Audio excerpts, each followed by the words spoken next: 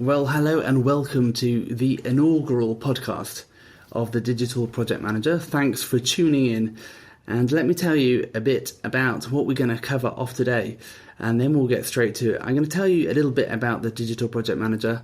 I'm going to tell you a little bit about myself and what you can expect from this Digital Project Management podcast. But by way of very brief introduction to start things off, I'm Ben Aston. I'm the founder of the Digital Project Manager site, and that is the digitalprojectmanager.com. And so let me tell you a little bit about the Digital Project Manager. If you're tuning in and you've never been to the site, this is just a little quick overview of what the Digital Project Manager is all about. When I talk about the Digital Project Manager, I really kind of describe it as project management guidance for the digital Wild West.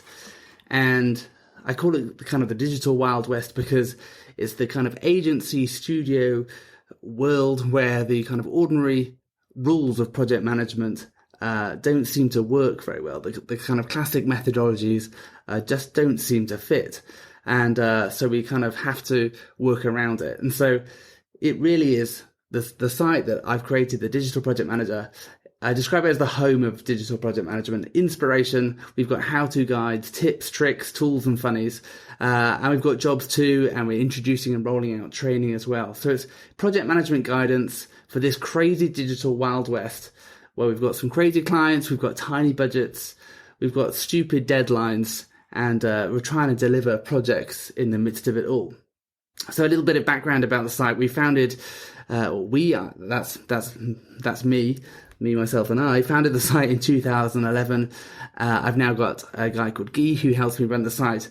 But since then, in 2011, we launched, so more than 5 years ago now, I've been running, and it's now become one of the largest and most credible platforms for digital project management information and thought leadership out there. There aren't many sites on that. A few have come and gone.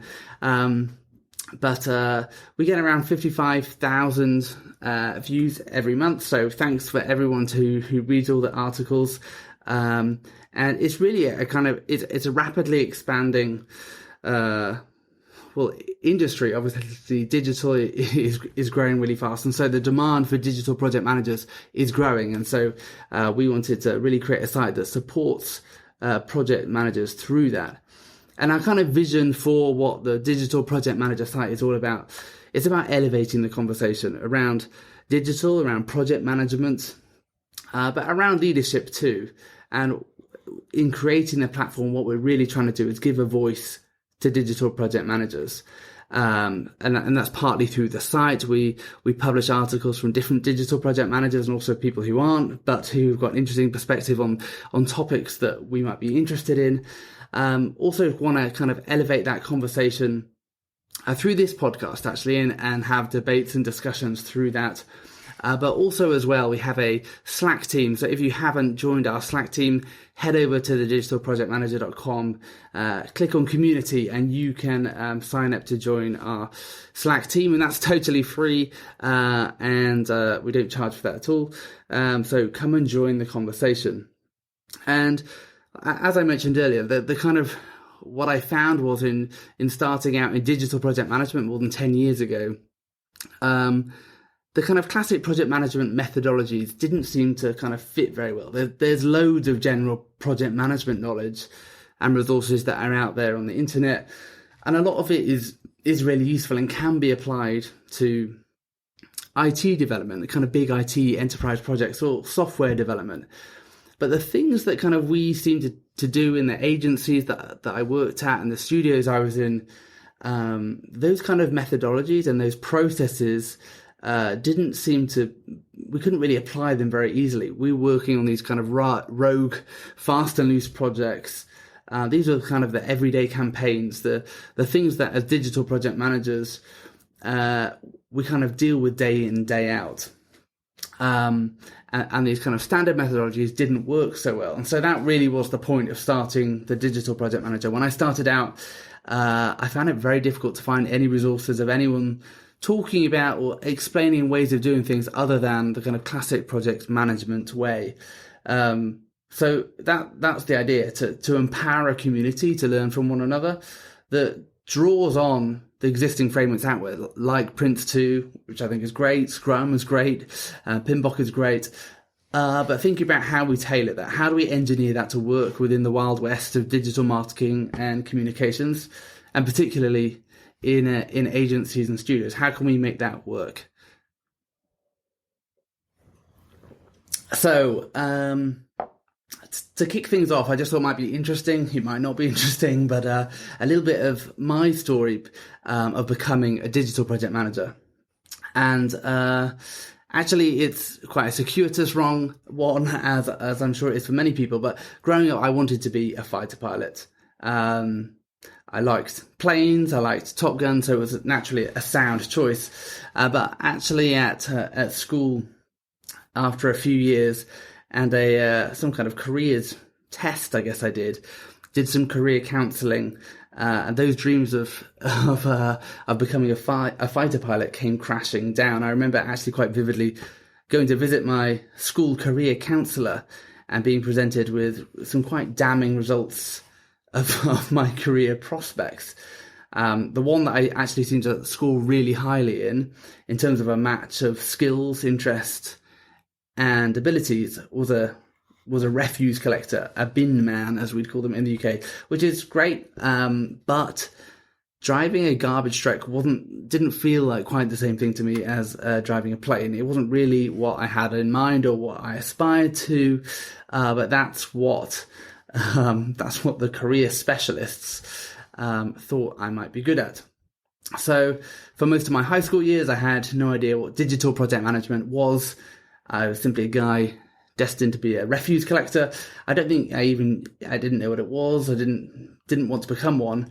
And to be honest, if someone said, "Oh, do you want to be a digital project manager one day when you grow up, when you're old?" I'd probably think that sounded quite boring. So how did I become one? Well, ever since we got our first PC, and that was a long, long time ago. For those of you old enough to remember, it was in the days of a 386 PC was the first one that our family owned, with a 33K dial-up modem, which in those days was pretty impressive. But I found quite quickly I had a mild addiction to the internet.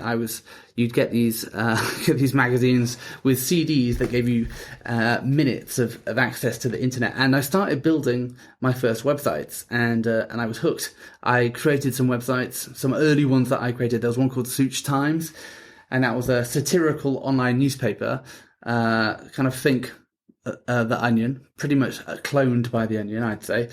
I had another site called The World of Ben, very originally, and it was a message board and a friend profile site, obviously since cloned by Facebook. And I didn't think of Google before its time, but other than that, I was pretty much cutting edge back in those days, in the late 90s. So the websites that I created, admittedly, they weren't very good, but I love the idea that the global connectivity of the web. And because of that love of technology and building websites, I thought, well, the sensible thing for me to do then is study computer science. However, I was a bit nervous, to be honest, about doing computer science because I'd never really done any serious programming. I'd done some front end stuff. But so I thought, I know, I'll spend a year in the industry. I'll be a front end developer and see what it's like. But kind of quite rapidly into that year, I realized actually, sitting in front of a computer all day just coding is pretty boring, and I also wasn't very good at it. So instead of going to study a computer science degree, I thought, okay, let's just study something else. So I did a BA in International Relations and Politics, and wrote lots of long essays, but kind of realized that actually what I was interested in was marketing and advertising. But then after having done some placements at traditional advertising agencies, I was a publicist, I was at an agency called Lowe, I was at another agency called HTW in London. The kind of feedback I got was that I had my finger in too many pies, and those pies were mainly digital ones. I was a bit too maverick for a kind of traditional agency that was just trying to create TV ads and print and radio ads. And then I found that there were these things called digital agencies where I was able to put my digital know-how to good use. And I realized that actually this is what I was enjoying playing around in my spare time at home, and there were actually people out there who did this for a living. So I became an account manager, or an account executive at Wonderment Interactive, and I progressed to an account manager. And then I realized that actually, because I was quite kind of hands-on in my digital knowledge and expertise, I'd probably make a good project manager, or so I thought at the time. So I made this switch. I was a hybrid producer kind of role at an agency called Dare in London. And that was a lot of fun. We won lots of awards working on some big accounts there. And since then, I worked at another agency in London, and kind of moved up the ranks to become the director of project management at an agency in London, and really built out a project management team there, and the kind of digital project management discipline within the agency. And then I spent some time at DDB as a freelancer. And so I've had a whole bunch of experience creating a whole load of different kinds of things across a really wide range of clients: automotive brands including Land Rover, Volkswagen, Honda; utility brands including BT, British Gas, Exxon; FMCG stuff like Unilever; consumer electronics including Sony; and most recently, since moving to Canada, I live in Vancouver right now, we'll be doing lots of public sector work, lots of work with government. So when it comes to the world of digital project management, I've been there and done a bit of that, and that's really why I wanted to start this thing 5 or so years ago. It was because when I started out, I couldn't really find anything useful to help me learn how to do this thing. When I made that transition from an account manager to a producer and then project management, I was kind of going a bit blind. And so really I just wanted to share with others some of those experiences and what I've learned along the way, so that others can get a bit of a head start. So there's my story. I hope that was mildly interesting, but it just gives you some context into what the digital project manager is all about, and the background to this website. So finally, just what to expect from this podcast. This obviously is the first ever digital project management podcast, and so it's early days. What can you expect? Well, I'm not entirely sure. We're on this adventure a bit together, but I thought starting a podcast might be a good idea, just to go back to the kind of the vision and what we're trying to do in terms of elevating that conversation. And while we're giving people the opportunity to write articles and share them on the site, we've got a mailing list now of a few thousand people.